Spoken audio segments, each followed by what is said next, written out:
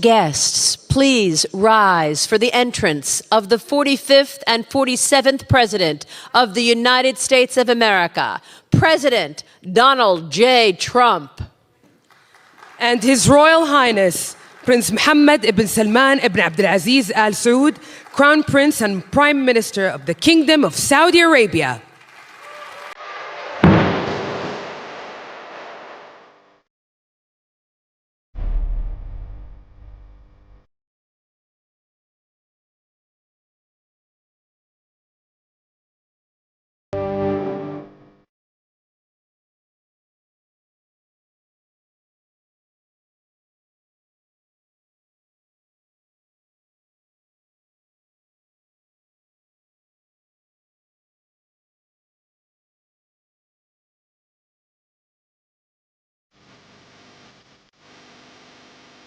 Your Royal Highness, we now invite you to deliver your remarks. The floor is yours. سمو سيدي الكلمة لك. فخامة الرئيس دونالد ترامب، حضور الكرام، يسعدنا نلتقي بكم اليوم في واشنطن بعد 6 أشهر من انعقاد منتدى الاستثمار السعودي الأمريكي في الرياض، الذي انعقد خلال زيارتكم فخامة الرئيس، حيث وضعنا الأسس لشراكة تقوم على النمو والتنويع الاقتصادي والابتكار، كما وقعنا وثيقة الشراكة الاقتصادية الاستراتيجية بين بلدينا في خطوة تاريخية لترسيخ التعاون الاقتصادي. واليوم يسرنا توقيع اتفاقيات ومشروعات استثمارية جديدة تتضمن قطاعات الدفاع والطاقة والذكاء الاصطناعي والمعادن النادرة والقطاع المالي. We laid the foundations for partnership based on growth, economic diversification, and innovation, and we signed a strategic economic partnership document between our two countries. In a historic step to cement our economic cooperation, today we are delighted to sign investment agreements and projects that include sectors such as defense, energy, AI, rare minerals, and finance. This will contribute to generating huge job opportunities in our two countries and to economic growth. We contribute to strengthening our historical relations and developing investment tracks between our two countries in line with our ambitions. I invite you. And it's great to be here today at the U.S.-Saudi Investment Forum. Great group of people. The biggest, you got the biggest in the room. But some of the most talented, maybe most importantly, the word talent, successful and innovative business leaders anywhere on the planet. Whether you have come from near or far, we're delighted to have you invest right here in the hottest country anywhere in the world. Every leader is saying the United States we're the hottest country in the world. We're going to keep it that way too. But this has been, according to those that seem to say it, and I will say it, I would never say a thing like that because I want to be very modest. I always want to be modest as I can. They say this has been the best 9 months that any president has ever had. I'd say that's pretty good, right? But we've had a great 9 months. Now we have to do it more than a few more times. We just have to keep it going. We'll keep it going. I want to thank my friend, a great gentleman, Crown Prince Mohammed of Saudi Arabia, for his bold leadership and deep commitment to the ties between our two countries. Thank you. Thank you. Great gentleman. Yesterday we had a phenomenal visit at the White House celebrating the 80-year bond between the United States and Saudi Arabia. We ended with an unbelievable show last night in a room that was far too small, but the next time you're here, you'll have a much bigger room. It's gonna be much bigger. I made more enemies last night by we had 119 people. That was a record for the room. So they've wanted for 150 years. They've been clamoring for a ballroom at the White House, and we're giving them one. We're giving them 1+, and it'll be something. But you'll be here. You'll be among the first, if not the first, if you'd like. You know, we'll work it out.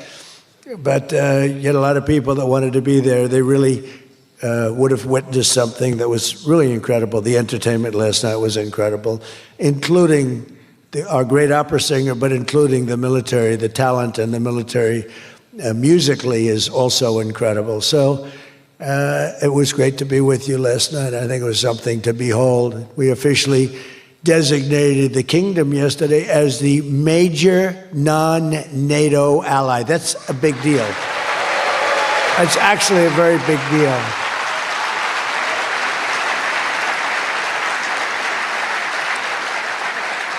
It's a great honor. That happens seldom, very seldom, if at all. So I just want to congratulate you on that. That's a sign of trust.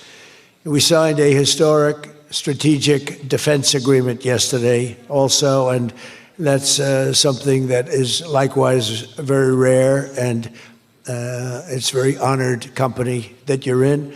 And we're going to be selling Saudi Arabia some of the greatest military equipment ever built.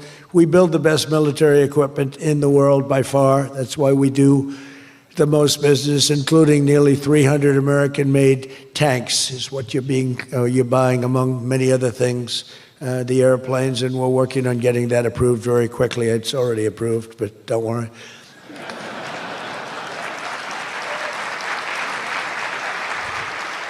We have to go through a process. The process will take, Elon knows, the process will take about, would you say 24 hours? I think so. You're in good shape, very good shape.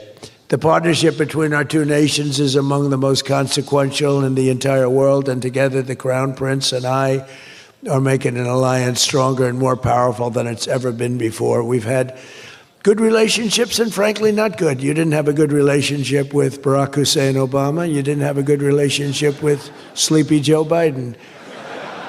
But you had a great relationship with me, and now it's as good as it was, probably even better if you think about it, because we took the dark cloud away from your country. It was called Iran and its nuclear capability, and we obliterated that very quickly and strongly and powerfully. But that was a real cloud over the whole Middle East, and now they want to make a deal. They want to make a deal. They want to see if they can work out a deal with us, and we'll be doing that probably. But that was a terrible cloud that you had to live with for a long time. 22 years they were thinking about doing that, the B-2s. That was even before the B-2s. Those B-2s, what machines they were, they flew in, they were undetectable, and they dropped their payload, and every single bomb hit its exact mark, which was a shaft going deep into the mountain. And every single one of them hit, and it was total obliteration. And then I was criticized by some of the fake news for saying the word obliteration was too strong, perhaps. They had no idea. Nobody saw it. 3 days later, when the Atomic Energy Commission went, they said it was total obliteration, beyond obliteration, they said.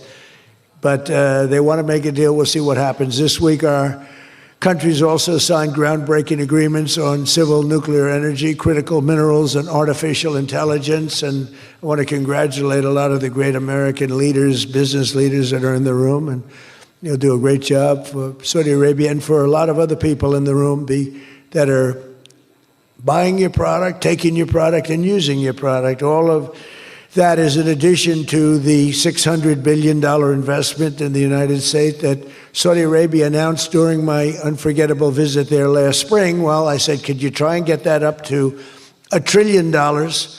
And yesterday, the Crown Prince announced that the number that they'll be investing in the United States is $1 trillion. So that's really an honor.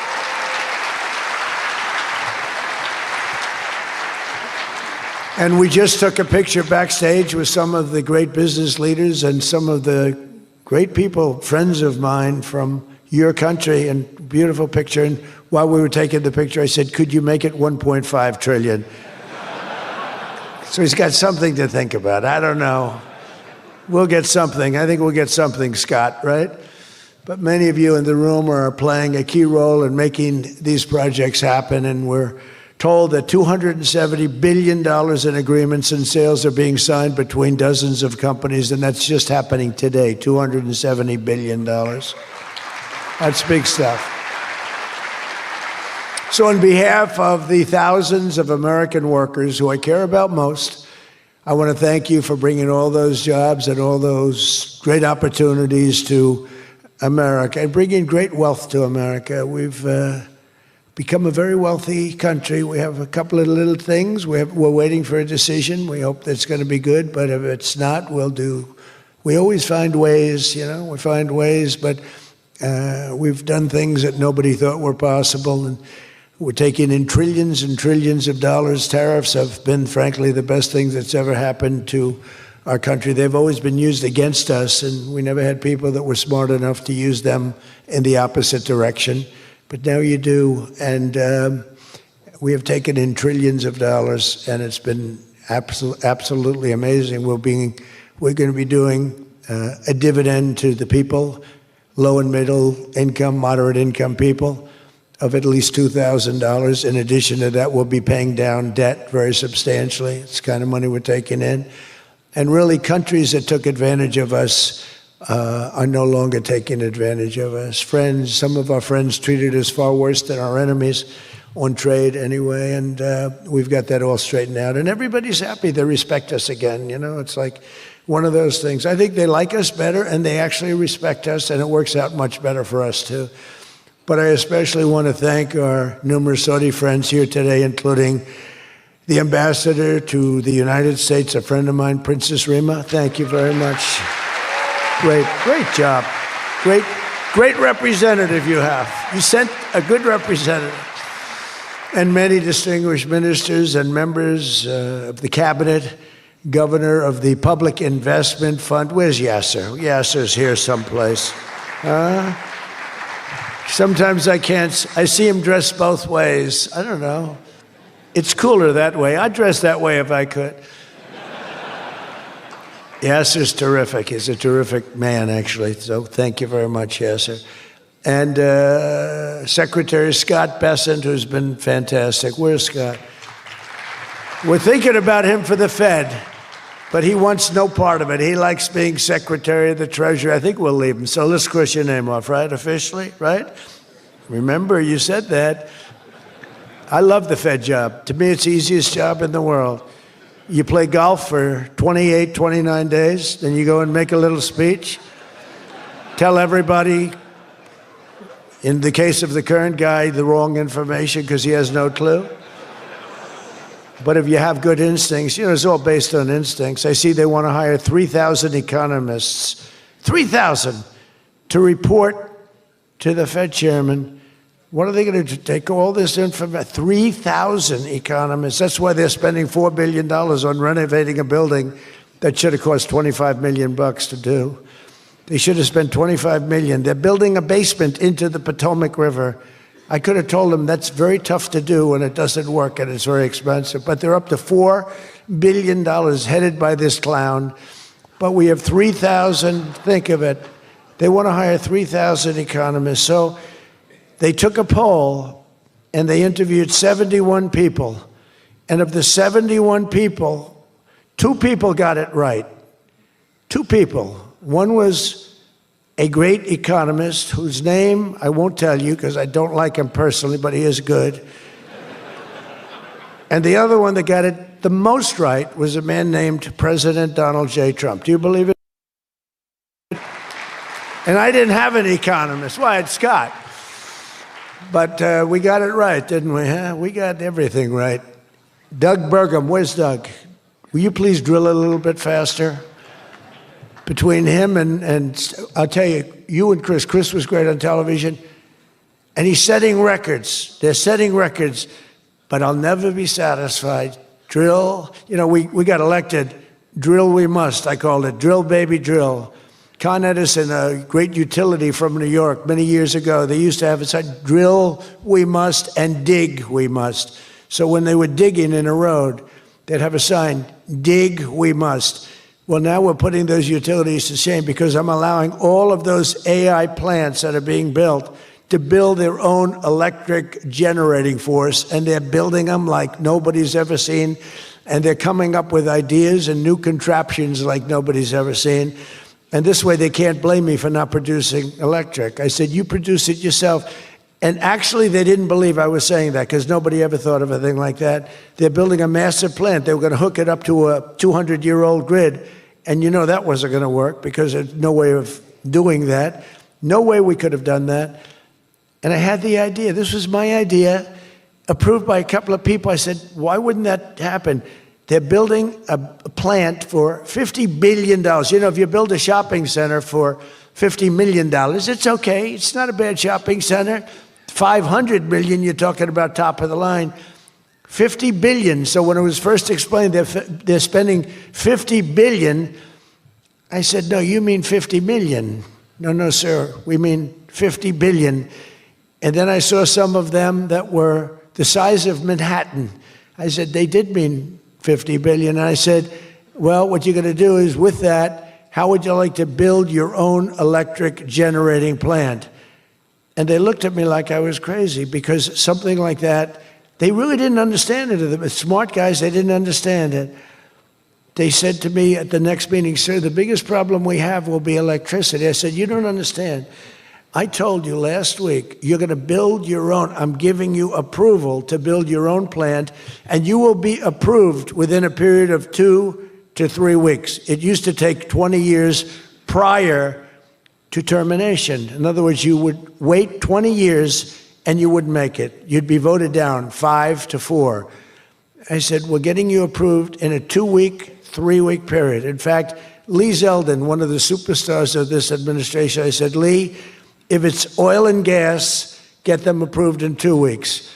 If it's nuclear, add another week. Because some are going nuclear, and they're doing, be careful. They better be careful, but they are going to be careful. They're the greatest people in the world. So now they come back and they actually believed it, and now they're being approved rapidly, and we have things being built, the likes of which nobody's ever seen. We're leading China by a lot in AI. And we're also bringing auto plants in from Canada and from Mexico. They took them, and they're all coming back. They're all coming back because of tariffs. If we didn't have tariffs, I mean, they like the fact that we won the election by a landslide on November 5th. That helped. But they're all coming back, and they're coming back from Germany and Japan. Toyota just announced, as you know, $10 billion worth of new plants. They just announced it last week. I went to various countries, and Japan was one of them. And Toyota's coming in with a $10 billion investment in 4 or 5 plants. Now, we're going to be more advanced than we were. So we led the car industry like 100% 50 years ago. We led the chip industry 30, 40 years ago. We had 100%. Then people came in and started taking it. I don't blame them, Taiwan, etc. They took 100% because we had no president that protected our industry. If we would have said, it's wonderful that you're going to Taiwan, we think it's great, but when you sell your product back into this country, there will be a 250% tariff. Nobody would have left. Nobody would have left. And Intel would have been a giant. Intel would have been, where's Jensen? Intel would have blown, well, he now owns a big chunk of Intel. He's got it figured all different ways. Where are you, Jensen? Stand up. You have done such a good job. And you had a good 2 days, I understand, right? A good 2 days. How's Blackwell doing, okay? Any recent competitors? Anybody going to blow Blackwell away in the next week? They say 10 years. I don't know, maybe 2 years, 3 years. But you will not be stopping there. You'll be going further fast, right? An amazing job you've done. I want to thank Howard Lutnick and Christy Noem for being here. Christy, Howard, good job. Really good job. My daughter Tiffany's here with her great husband, Michael. Thank you very much, Tiffany. Thank you, honey. She was a great student. She went to Georgetown. She was a great, great student, and she finished really right at the top, and we were proud of you. And she was so proud, and her graduation got canceled because of COVID. But I say if her name were something else, they probably wouldn't have canceled it. They didn't like that she did so well in school. They weren't happy about it. I say they canceled your graduation because you were a great student, and they didn't want, but other than that, I have no problems. You see, I don't take anything personally. Anyway, great job. And of course, hundreds of the top minds in technology, finance, and private enterprise from both Saudi Arabia and the United States. But my message to all of the leaders and investors with us today, and they are the best in the world, is very simple. Under the Trump administration, America is back and America is open for business. And America is actually stronger than it's ever been before, ever. We rebuilt the military in my first term. Foolishly, we gave a little bit to Afghanistan, but not very much compared to what we built. But now we're building it at levels that we've never done before. And in addition to that, we're sending a lot out to our allies, and we're making it possible for them to get it. I want those companies to build more plants, to build it faster. We want them to build it faster. The biggest problem we have is we have a backlog because it's so good. Every country wants our missiles, our jets. They want everything we have, and we got to go faster. We just have a new plane, the F-47. It won a very strong competition. It's the newest, and that was won by Boeing. By the way, Boeing is doing an amazing job of coming back. Kelly is doing a great job. They're really moving, and it's really great to see. But they won the competition for the jet fighter, and they say it reaches levels that has never been reached, both in terms of stealth and speed and everything else that they go by. So they're just completing their factory, and they've already started work on the F-47. How did that number get chosen? I don't know, but I didn't pick it. I did not pick it. It was said, "Sir, we'd like to present you with the F-47. I said, "That's an unusual number. How did you pick that number?" After 4 years of economic nightmares under the previous regime, sleepy Joe Biden, he was a sleepy guy, wasn't he?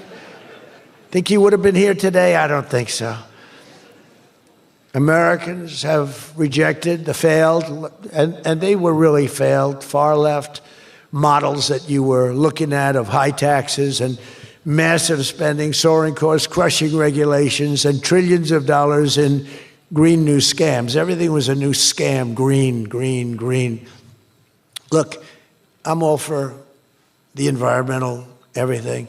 I'm all for climate change. You know, they have new word, climate change. It used to be global warming. It's global warming. Well, that didn't work. It started coming down. They did the global cooling thing. Then they just said, we can't keep up with this. It's too much. So we'll go, perfect words, climate change. They're covered. If it rains, if it snows, if it's warm, it's climate change is destroying the world. Remember? The world was supposed to have been gone 2 years ago. They gave us 12 years, Howard, to live, right? 12 years. But that was 14 years ago. The world was going to burn up, but it got actually much cooler.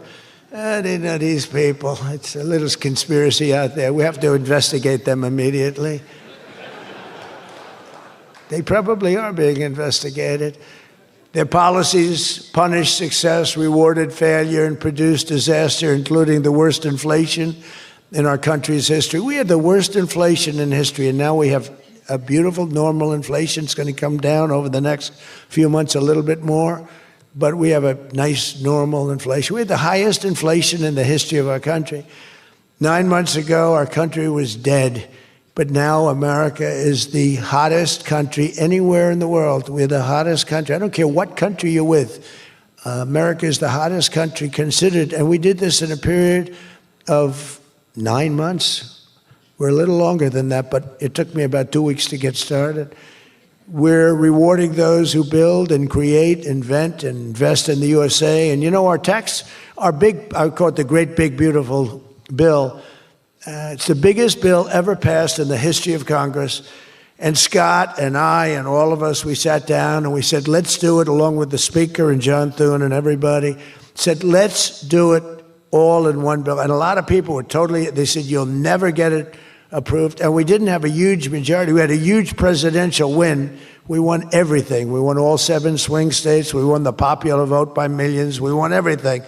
But the one thing, we won one, it's called districts. The country has districts, and we won in terms of districts 2,750 to 550. And that's why when you see the map of the election, it's the whole country, it's all red, and it's pretty amazing. 2 little blue streaks on the right and on the left, and they're very little and getting smaller. But it's been pretty amazing. But in 4 long years, Joe Biden secured less than $1 trillion. In 9 short months, I've secured $18 trillion to rebuild our factories, create hundreds of thousands of jobs, and bring back those Beautiful words, made in America. So think of that. He did less than $1 trillion in 4 years, and in 9 months, we've done more than $18 trillion, okay? That's called success. And we think that by the end of the first year, it'll be over $20 trillion. So, and thank you very much. You helped with that little boost you gave us, that little increase. We appreciate it so much. We appreciate you. So as just one example, under the deals being signed this week, workers at GE Aerospace, I think he's here. Where is he? Stand up. What a job you've done with your new engines. And where are you? You're there. It's not a very good location for you. I thought you have been amazing. Great new engine that's supposed to be more efficient, more powerful, and less costly. That's not a bad combination. But GE Aerospace will soon be delivering dozens of new airplane engines for 787 Dreamliners in Saudi Arabia's commercial fleet. Big order. It was a big order just secured. Every new job and every new factory created by these announcements builds up our middle class and really strengthens the industrial backbone of America. And, you know, I view it differently. I used to view it as it's great, great, great. The stock goes up. I view it, everything as jobs now because I don't care. I care about jobs. And we have more jobs. It was just announced. We have more jobs right now than we've ever had in the history of our country. Those are big numbers. You know, it's like crazy. It's just a great stat. More jobs today than we've ever had in the history of our country. And we're going to be producing a lot more are coming. In my first term, we built the greatest economy in the history of the world, and now we're do it again, but this is really bigger and better and stronger. The first term, we had what was considered the best economy that any president has ever had. That's nice. And we got hit with COVID, remember, and we did a great job with COVID, but that was a horrible thing for the whole world. The whole world suffered. Your country suffered. Everybody suffered. And despite that, we had the greatest economy. And before that, forget it. We blew it off the charts. I'll never forget, I met with pollsters the day before I got the news about COVID, but I met with 2 pollsters because we were starting to think about the next election. They said, sir, if George Washington and Abraham Lincoln came back from the dead and they aligned and they went for the president, vice president as a combination, you'd be beating them by 25 points. And then the next day I was told that something strange is happening. There's a lot of death being reported in a certain country. I won't tell you which one because that country is well represented here, but you know which one. And thousands and thousands of people are dying. And I said, that's strange. What would that be? And it turned out to be a disaster for the world. There's, you know, nothing has been seen like that since 1917.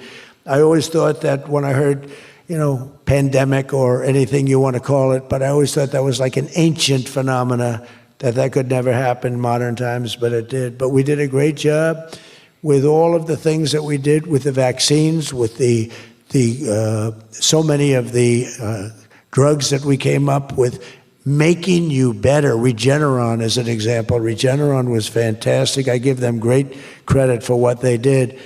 But we did great, and then we started doing the gowns and the masks and the goggles and the ventilators. We were sending ventilators all over the world. We became the king of ventilators. But what a period of time that was for all of us. But despite that, we had the greatest economy in the history of our we had the greatest economy in the history of the world. And I'll tell you, it was an amazing time. But this looks like it's going to be blowing it away, because when these plants, which are being built now, and many are going to be started very shortly, many, but when they open, we're going to see numbers the likes of which nobody's ever seen before. And, you know, in some cases, you're building extremely complex plants. You're building plants to make computers and to make telephones, to make a lot of different things, missiles. But you're building plants that make things that are very, very detailed, and you have to have great knowledge. And you're coming here and you find, if we don't have people that did that before, we are allowing you, and I may take a little heat. I always take a little heat from my people, the people that love me and the people that I love. They happen to be toward the right of center, toward the right. Sometimes they're way right. But if you have to bring people to get those plants opened, we want you to do that, and we want those people to teach our people how to make computer chips and how to make other things. You can't come in, and I'm explaining, you can't come in, open up a massive computer chip factory for billions and billions of dollars like is being done in Arizona, and think you're going to hire people off an unemployment line to run it.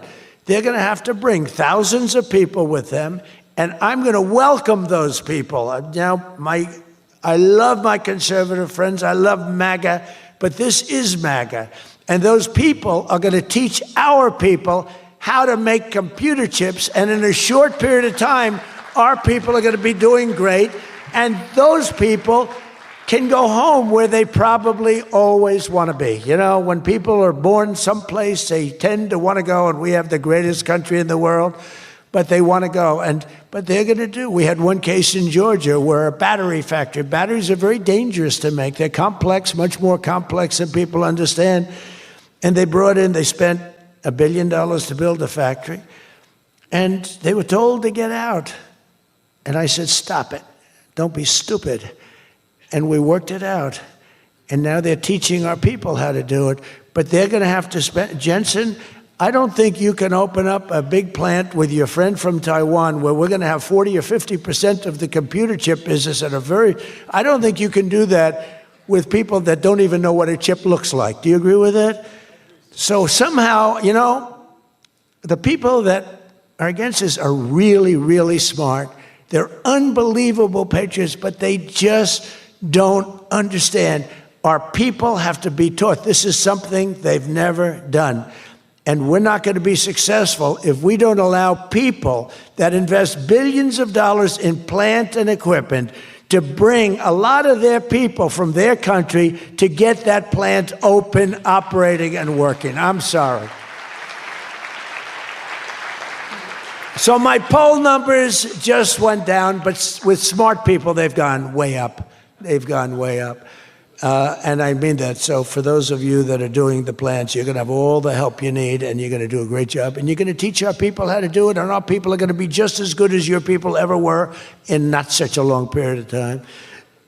Since the election, the stock market has set, and this is a little more than 9 months, 46 all-time record highs. And the growth is now amazing, and it's lifting up the Americans and American economy like nobody's ever seen before. It's the biggest, there's never been a period of time like this.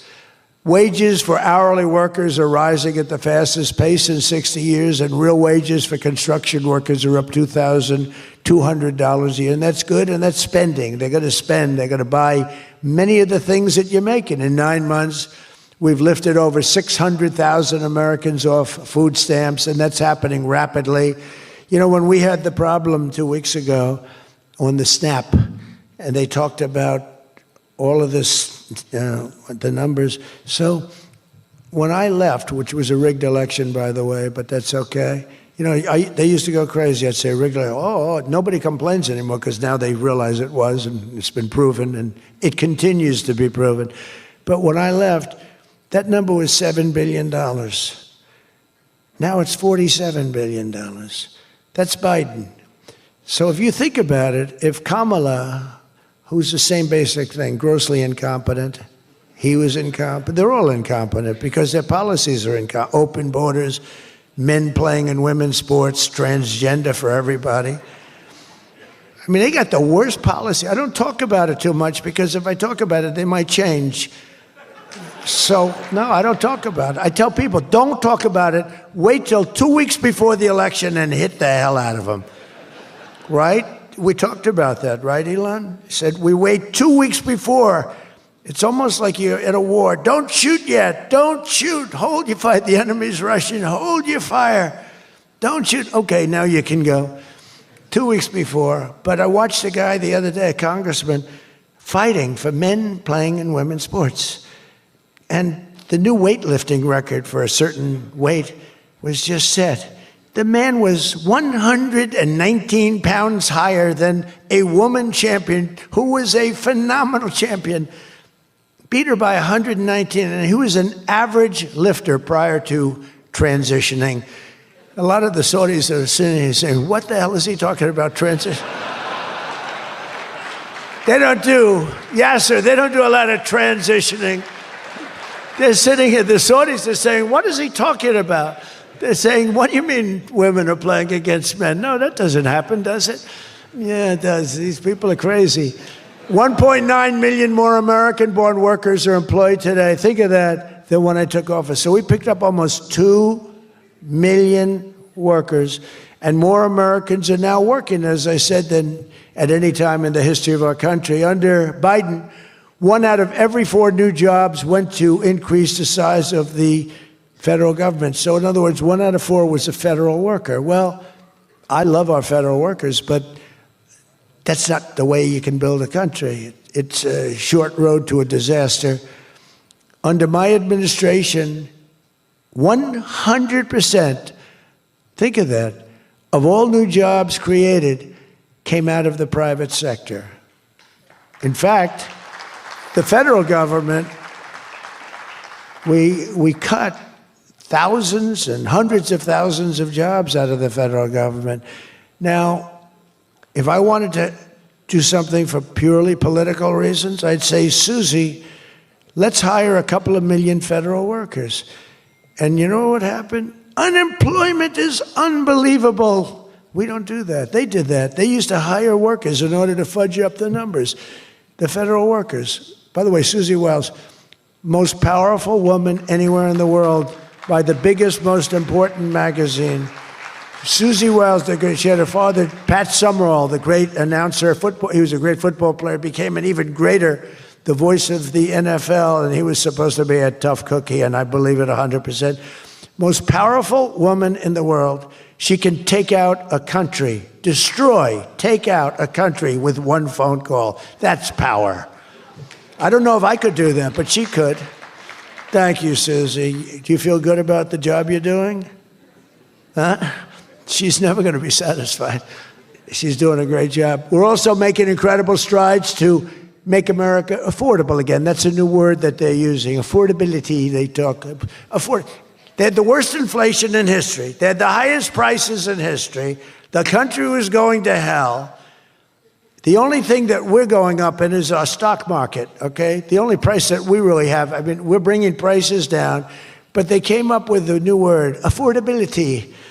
And they look at we are all about affordability, and everyone assumes that that meant that, no, their prices were high. If you look at the numbers, since I took office, core inflation is now below 2.7%. It was at numbers that nobody had ever seen before with them. Walmart just announced that the cost of their standard Thanksgiving meal is reduced by 25% this year from last year. So they make, look, the Democrats, I don't know, some of you are probably liberal Democrats. I don't know about in your country. I don't know if you know that word, liberal. The word liberal doesn't exist.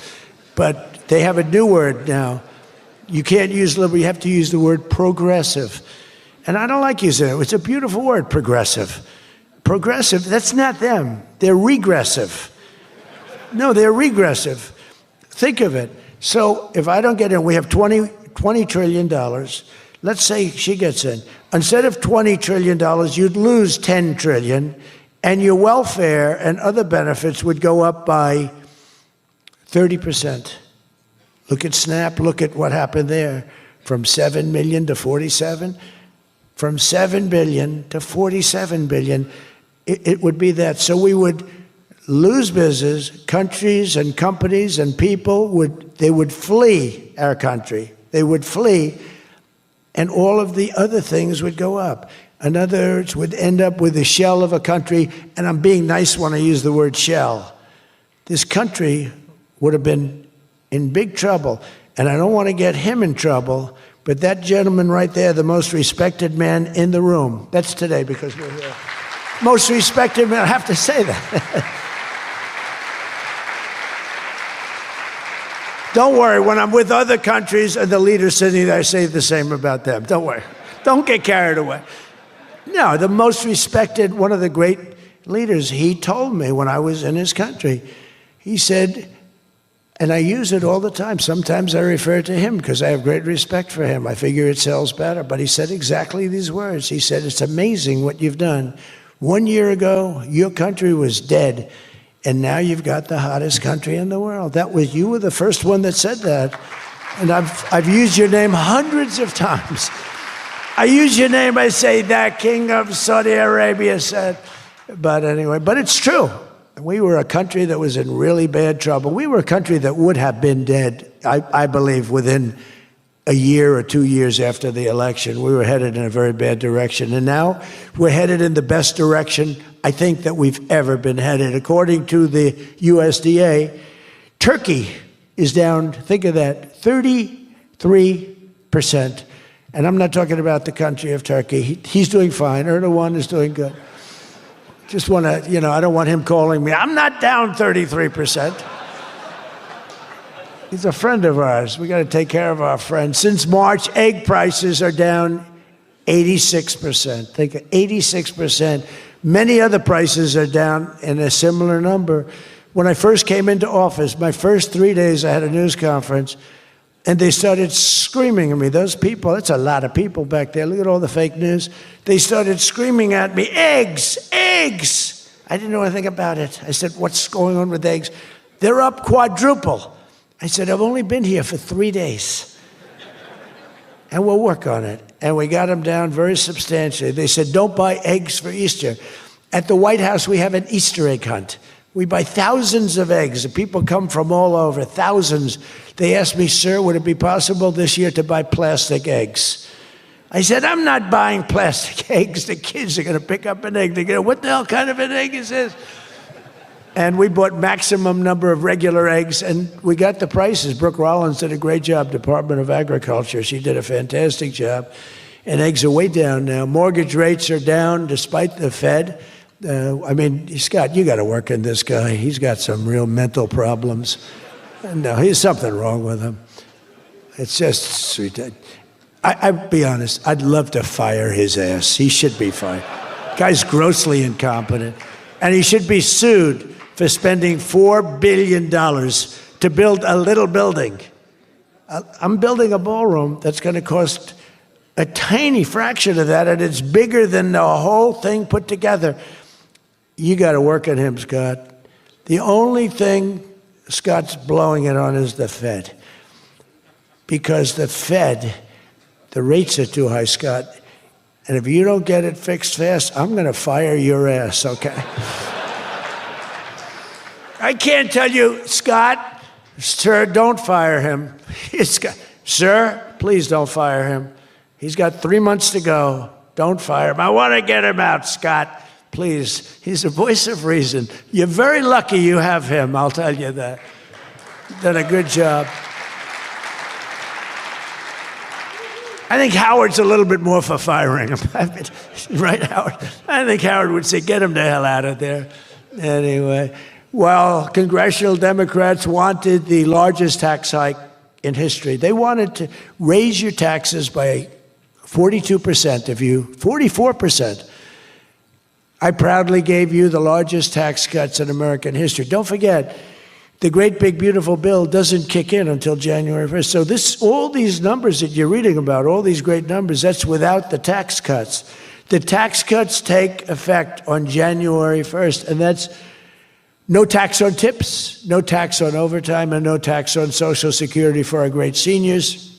Even people that go buy a car, they've never had this. Middle-income people don't know what the word deduction is. They don't know. This room, they live on deductions. Me too. How much of a deduction do I get? We all live on it. Middle-income people, they don't know about that. They don't really have deductions. We're giving them a deduction on the interest if they buy a nice Tesla car and they borrow the money. You're so lucky I'm with you, Elon. I'll tell you, has he ever thanked me properly? Although I do let him buy other than electric cars, but these are minor details. We had a mandate, which even Elon thought was ridiculous, that everybody has to have an electric car by 2030. And once, fortunately, he said, that's a ridiculous thing. So I keep quoting, but I'm giving them a deduction. Now, Elon would like to have it differently. a deduction only if you buy a Tesla, right? But we'll let it be for everybody. But think of it. You get a deduction on the loan, on your interest payment. I think that's going to be an unbelievable boon to car sales. I think it's one of the biggest things, and we'll see, but I think it's going to be. And the biggest thing I've done for business and jobs is deductibility, where all of that money that you're spending, 100%, think of it, expensing for all new equipment purchase, factory construction, including structure. Every single thing you're allowed to deduct, expensing 1 year. And that's what made our first tax bill, in my opinion, more than anything else, bringing your money back in. We have that, we have everything. Trillions of dollars, hundreds of billions, but trillions of dollars. Apple alone, Tim Cook brought in hundreds of billions of dollars. You couldn't do it under the old tax code.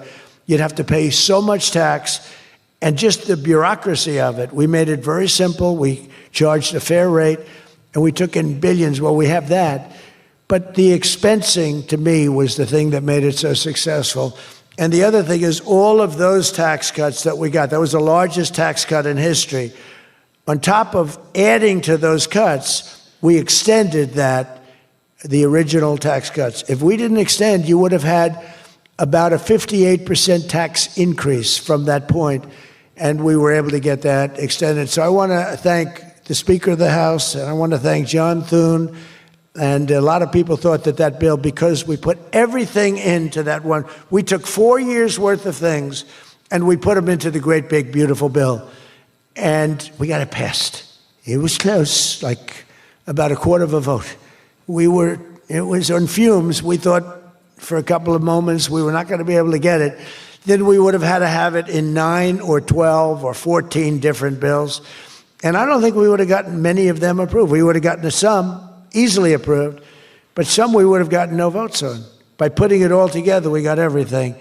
And it was a great job, and I think someday it's going to be appreciated. But among other things, it's the biggest tax cut in history for people and for businesses. So just enjoy it, and think of me every once in a while when you're hiring new people and making a lot of money. You just think about us. But I'm cutting a record number of job-killing regulations. That's the other thing. And I've already slashed more than $1 trillion worth of regulations this year. My last term, I gave the largest regulation cut in history, and now we're doing it again. In fact, for every new regulation, they're mandated to cut 10. And so far, it's for every new regulation, they've cut 30. So they have the idea. And very importantly, we stopped Joe Biden's radical crusade to kill oil and natural gas. Somehow, I don't think Saudi Arabia would like me too much if we could decide to kill oil and natural gas. There's nothing like it. It works. Windmills don't work. Other things, I don't want to get into it too much, but they don't work. What does work is natural gas, oil, nuclear, and other things. But the windmills are a disaster. I am the biggest negative person on windmills. They ruin your locations. They ruin. When I look at some of these countrysides that are littered with windmills, and every time it goes around, you lose money. The country loses money. It's a disaster. And I just hope that some of these countries that are losing their ass, we have countries that are going bankrupt because they're putting windmills all over the place. You're supposed to make money with energy, not lose money with energy. And we talk about oil, and we talk even clean, beautiful coal. I said, you're not allowed to mention the word coal unless you precede it by saying clean, beautiful. So I have my people in the office, they're talking about coal, right? And they're going, sir, a clean, beautiful coal is doing very well, sir. And then 2 minutes later, clean, beautiful coal. Then he mentions the third time, sir, coal. No, it's clean and beautiful. Because it needs a public relations help. Coal needs a little help, public relations-wise. So we refer to it as clean, beautiful coal, and it does have its place, that I can tell you. But we're streamlining permitting for all new energy projects, all new mining projects, and what used to take 28 days is now down to very little. But we had times when not 28 days, We had times when things would take 14, 15, 16, and even 20 years to get approved. We have a maximum day, 28 days. That's the maximum it'll take. It'll never take more. You can come in with $1 trillion factory. You can come in with what it takes, a maximum of. You don't have to go years and years and years, be abused by bureaucracy. If you build a plant now, you're going to have your plant done within 28 days. And a lot of you are all, because I see everyone shaking their head, you're all agreeing. We're getting you approved by very smart people quickly. You know, when you used to walk in with plans done by the best engineers in the world, thousands of pages, and drop them on some guy who's been there for 28 years approving environmental impact statements, and he's looking at pages that he's never seen, and he's supposed to approve it. He has no idea what the hell is in those pages. So we know what we're doing. We're going to get maximum is 28 days. That's why we have so much under construction, and people can't believe it. They can't believe it. And again, remember what I said, most important thing, you're building your own electric plant. You're really becoming a utility in addition to doing what you're doing. But you're building all of the excess, all of that energy, all of that electricity is being built. And your excess electricity, you can sell back to the federal grid. So we even make it there. Under the deals being signed this week, the world's two leading energy superpowers, America and Saudi Arabia, are partnering on energy like we've never partnered before. American Saudi companies represented here today are joining on liquefied natural gas, infrastructure, constructions, and making both of our energy sections, our sectors are becoming so strong. Just a quick story. In Louisiana, when I first time I got there were two massive LNG plants.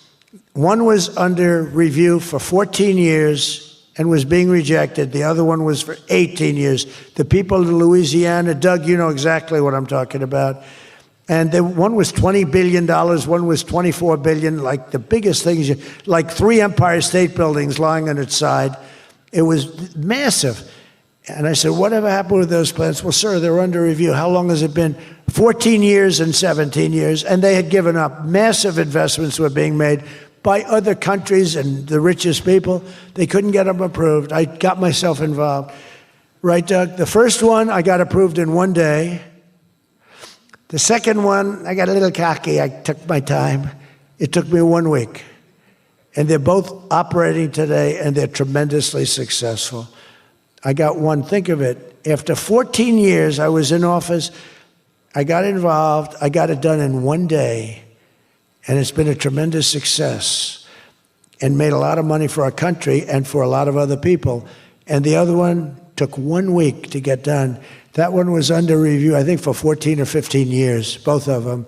So I'm very proud of that, actually. I also proudly ended the ridiculous Biden-era restrictions on artificial intelligence, and we will work closely with friends and partners like those in this room to build the largest, most powerful, most innovative AI ecosystem in the world, and we are going to work it so that you'll have a one approval process, not have to go through 50 states in the United States. You know, you can't go through 50 states. You have to get one approval. 50 states is a disaster because you have one woke state and you have to do all woke. You'll be back into the woke business. We don't have woke anymore in this country. It's virtually illegal. But you'll have a couple of wokesters, and we don't want to do that. We want to get the AI done, and I'm working with David. David's done a fantastic job. If he's here, I think he is. He is. Thank you. David's done a fantastic job.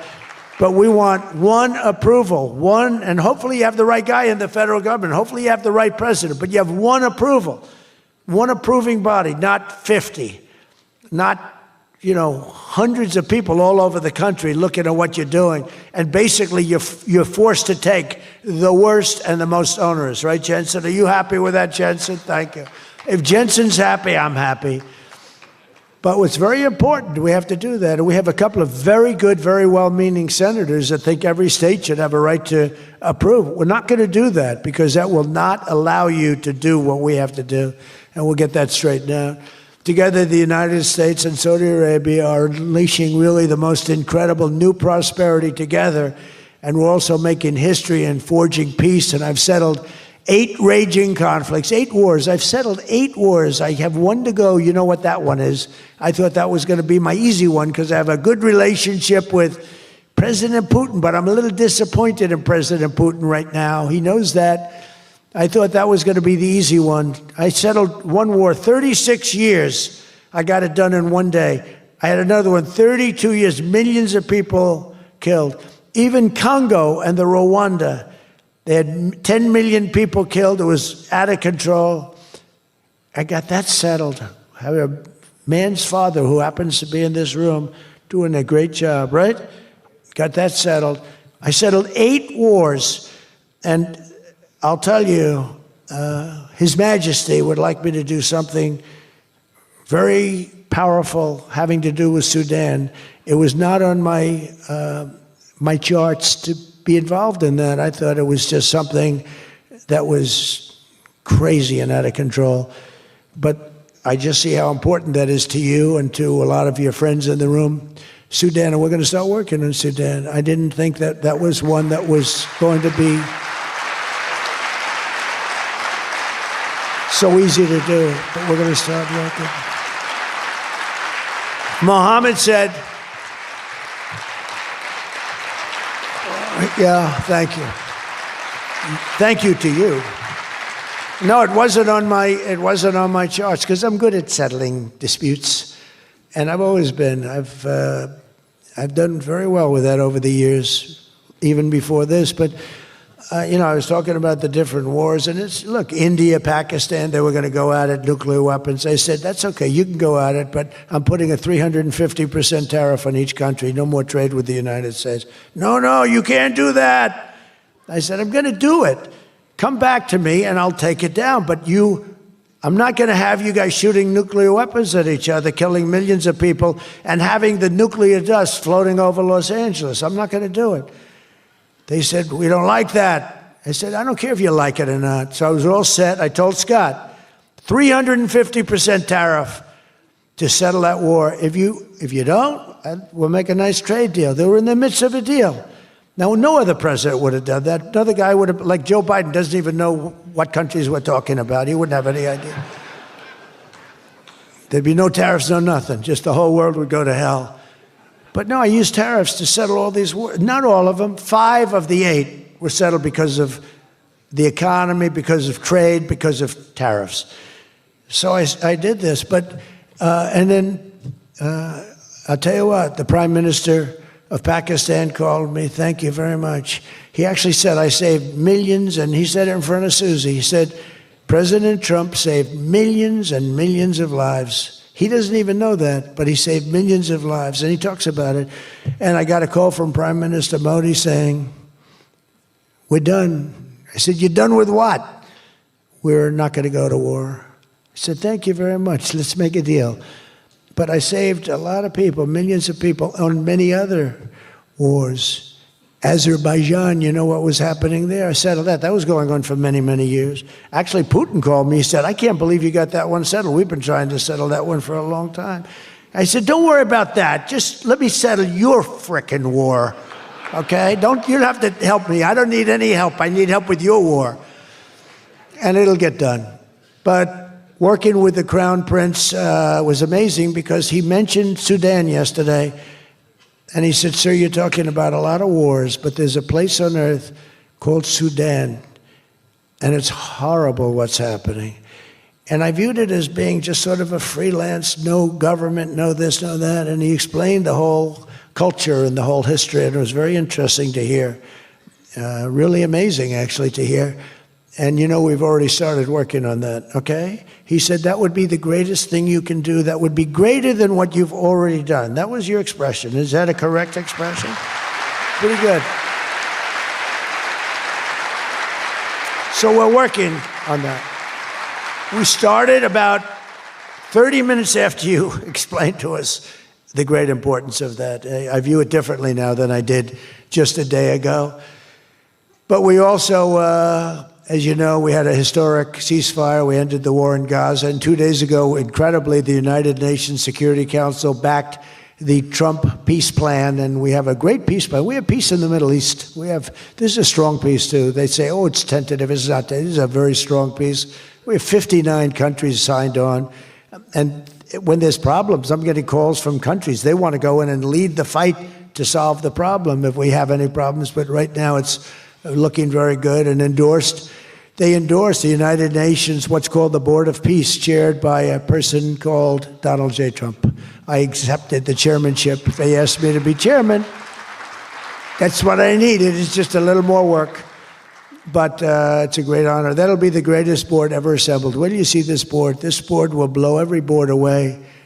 And I believe we're going to be lucky enough to have the Crown Prince be a very distinguished member of the board. But we're going to have the heads of the Board of Peace, and I think it will go long beyond Gaza and the Middle East. I can see that going long beyond. There'll never be anything like this in terms of, I know you all have wonderful boards, but this is going to blow it away. It's going to blow them all away, and it's going to do some really good. So in the coming months, the Crown Prince and I are going to ensure that the ceasefire and everything else that's going on that's so positive in the Middle East, hard to believe. I mean, I've grown up, peace in the Middle East. I used to hear peace, peace, peace in the Middle East, but never happened. We have peace in the Middle East. It's an amazing thing. Nobody thought, 3,000 years they talked. Nobody thought it would happen. In just 9 months, our administration has achieved more than most other administrations achieve in 8 years. And we're leading again in just every country. We want to win. We want to win for you. We want to win for ourselves. We want to help our allies. We want to change our enemies. We want to change our enemies. I'm being nice when I say it that way, but we want to change them. And if they don't change, we're going to be nasty. But hopefully we're not going to have to be nasty. But we want the world to prosper. We want the world to be safe.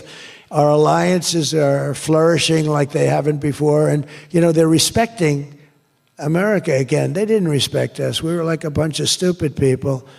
We had a president that couldn't get up and talk, couldn't walk up a flight of stairs. We had people that didn't know what the hell they were doing. We were an embarrassment all over the world.